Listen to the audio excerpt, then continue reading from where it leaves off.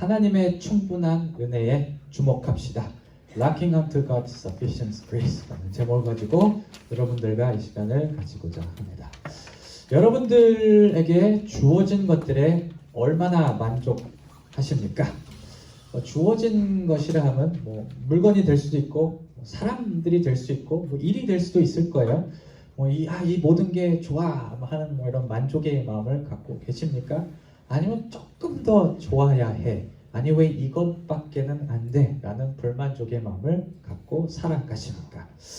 우리의 삶의 모습에 대한 이런 질문들이 의미가 있는 것은 우리가 믿는 자들로서 우리는 필연적으로 우리의 삶과 하나님을 연관시켜서 어떤 특정한 태도를 하나님을 향해 생산하기 때문이에요. 예를 들면 주어진 것들에 만족감이 막 넘칠 때 우리는 하나님에 대한 감사의 마음을 갖게 됩니다.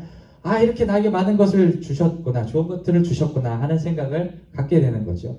반대로 주어진 것들에 불만족하게 되었을 때 불평의 태도가 우리 안에 종종 발현하게 됩니다. 아니 뭐 이것밖에 주시지 않습니까? 아니 내가 원한 게 겨우 이것밖에는 아니지 않습니까? 내가 투자한 시간과 내가 투자한 헌금과 내가 투자한 노력들이 왜 하나님께서 페이오프 해주시지 않습니까? 라는 그런 생각을 갖게 될 거예요. 사실 삶에 대한 그리고 하나님에 대한 이 상반된 두 모습들은 다 우리의 모습으로 봐야 할 것이에요. 때때로 주어진 것들에 만족하며 하나님께 감사하지만 때때로 주어진 것들이 눈에 차지 않아서 하나님께 불평하곤 합니다. 참 감사한 것은 하나님은 이 둘 사이를 왔다 갔다 하는 우리의 모습을 다 이해하신다는 사실입니다. 성서를 보면 우리의 불평의 마음을 헤아리시고 우리의 부족한 부분을 채우시는 분이 하나님이라는 것을 어렵지 않게 찾아볼 수가 있어요. 우리가 출애굽기와 민수기를 계속 읽고 계시죠? 이번 달은 민수기입니다. 제가 우리가 민수기를 교회 전체 읽기로 했는데 이 출애굽기와 민수기를 이렇게 보고 있는데 이 출애굽 당시에 이 히브리 백성들이 물이 없다고 배가 고프다고 불평할 때 하나님은 입 다물어 이렇게 얘기하지 않으시고 먹을 것을 주시고 또 마실 것을 공급하여 주셨습니다.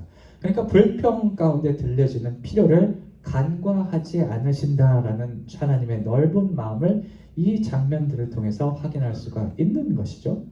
근데 하나님께서 이러한 우리의 갈팡질팡하는 모습을 이해하시기는 하지만 여러 가지 사건을 통해서 지향해야 할 우리가 가야 할 방향 또한 분명히 제시하십니다. 바로 불평의 마음보다는 감사의 마음으로 우리 태도를 끌어당겨야 한다는 사실이에요. 오늘 여러분들과 나눌 본문은 이에 대한 몇 가지 이유에 대해서 제시합니다. 잠시 생각해 보고자 해요. 오늘 말씀의 핵심은 아마 히브리 사람들의 불평에 대한 하나님의 분노, 진노일 것입니다. 이 삭막한 땅에서 고기를 먹고 싶다고 불평을 하자 다 먹지도 못할 만큼 어마어마한 메추라기를 보내주시기를 했는데 그 고기를 삼키기도 전에 다 쳐서 죽여버렸다라는 그런 내용이 본문 보는 말씀을 기록을 해요. 성서에서 말이죠. 하나님이 징벌을 내려주실 때는 잘못했기 때문에 처벌의 의미도 있지만 교정의 의미를 지니고 있어요. 고쳐서 쓰시려고 하는 의미를 갖고 있다는 측면을 생각할 때 오늘 본문은 불평이 가지고 있는 잘못된 점을 하나님께서 고쳐주시려고 했다는 사실을 우리가 예측을 할 수가 있습니다. 그러나 도대체 어떤 점이 불평에서 잘못된 것일까요? 한 두 가지를 생각해 볼 수 있을 것 같아요. 첫째로 불평의 마음은 하나님의 능력을 제대로 인식하지 못하게 만듭니다. 오늘 본문 사건의 시초화되는 4절, 5절, 6절의 말씀을 살펴보면 여기 쓰진 않았어요. 히브리 백성의 마음에 불평이 자리 잡게 되었을 때 그들이 뭘 했냐면 애굽에서의 땅, 이집트에서 살던 생활하고 현재의 생활을 비교하면서 이때가 훨씬 나았어. 이집트에서 살던 때가 훨씬 나았어. 라는 그런 마음을 먹게 돼요. 그러니까 갖가지 채소와 생선을 마음껏 먹었던 이 이집트의 생활이 이 광야에서 풍족하지 못하는 삶보다 훨씬 괜찮았다는 평가를 내립니다. 이러한 종류의 비교를 통한 불평의 가장 큰 문제는 아마 하나님의 능력에 대한 폄하, downplay 하는 것일 거예요. 이 풍족한 이집트와는 달리 하나님은 만나라는 제한된 식량만 제공하실 수 있는 분이라는 전제가 이 불평을 떠받치고 있는 것이죠. 하나님을 매우 언짢게 했던 것이 바로 이 부분이었어요. 19절과 20절의 말씀에서 알 수 있는데 하나님께서 어떻게 뭐라 그러시냐면 내가 냄새가 싫어질 때까지 한 달 동안 고기를 먹일게 이렇게 얘기를 하셔요. 그리고 실제로 31절을 보면 이 60만 명을 먹여야 되니까 어마어마한 넓이에 약 2규빗이면 90cm 두께의 어떤 1m 두께의 메추라기를 보내셨다고 얘기를 해요. 하나님께서 이러한 반응을 통해 전달하고자 하는 메시지는 분명합니다. 나는 너희들에게 뭐든 먹일 수 있는 능력을 갖고 있고 이에 대해 터달지 마라는 것이에요. 사실 이러한 하나님의 능력은 히브리 백성들이 두 눈으로 직접 목격해왔고 알고 있는 것이었어요. 예를 들어 홍해, 아주 유명한 사건이 모세가 홍해를 가르고 건널 때 하나님의 놀라운 능력을 받고 또 구름 기둥, 불 기둥을 통해서 나타고 밤에 인도하시는 그 하나님의 능력을 보았을 때 한때 그들은 하나님을 찬양했었어요. 우와, 하나님 대단해. 그런데 그들의 마음에 불평이 찾아왔을 때 이 모든 하나님의 능력을 한순간에 놓쳐버리게 됩니다. 불평의 마음이 갖고 있는 잘못된 측면의 두 번째는 바로 이러한 마음이 하나님의 목적을 제대로 인식하지 못하게 만든다는 사실입니다. 하나님께서 엄청난 양의 메추라기를 불평하고 있는 히브리인들에게 보내심을 통해서 한 가지 드러나는 중요한 사실은 바로 하나님께서 할 수 있는데 굳이 하지 않았다라는 사실입니다. 여러분, 못해서 안 하는 것과 할 수 있는데 안 하는 것은 큰 차이를 갖고 있다는 사실을 다 아실 거예요. 특히 할 수 있는데 안 하는 것은 어떤 분명한 목적이 있기 때문에 그러하다라는 것을 한 번쯤은 경험해 보셨을 것입니다. 예를 들어 여기 가게에서 일하시는 분들도 있고 뭐 장사하시는 분들도 있고 뭐 사업하시는 분들도 있고 하시는데 뭐 물건이나 상품값을 생각해 보고자 봅시다. 물건값을 올릴 수 있는데 굳이 올리지 않는 것은 예를 들어서 손님의 반응 때문에 그렇다라는 그런 결론 내릴 수 있고, 내릴 수 있는데 굳이 내릴 수 있지 않는 것은 뭐 매상 때문이라는 어떤 특별한 목적을 갖고 있는데, 내가 올릴 수도 있고 내릴 수도 있는데 어떤 목적이 있기 때문에 하지 않은 거예요. 이 하나님 또한 히브리인들을 풍족하게 먹일 수 있는데 단지 이 만나라는 음식만 허락하신 데는 분명한 이유가 있었습니다. 하나님께 조금 더 의지하고 조금 더 순종하는 것에 그 이유가 있었어요. 왜냐하면 앞으로 이 히브리 백성들을 통해 세워나갈 이스라엘은 하나님을 중심으로 한 나라이기 때문입니다. 이 광야의 삶을 통해서 하나님이 통치하시는 나라의 기반을 다지려 하시려는 그런 분명한 목적을 갖고 있었는데, 이 불평의 마음이 히브리 백성들의 마음에 들어왔을 때 이러한 하나님의 목적을 전혀 가늠할 수 없었습니다.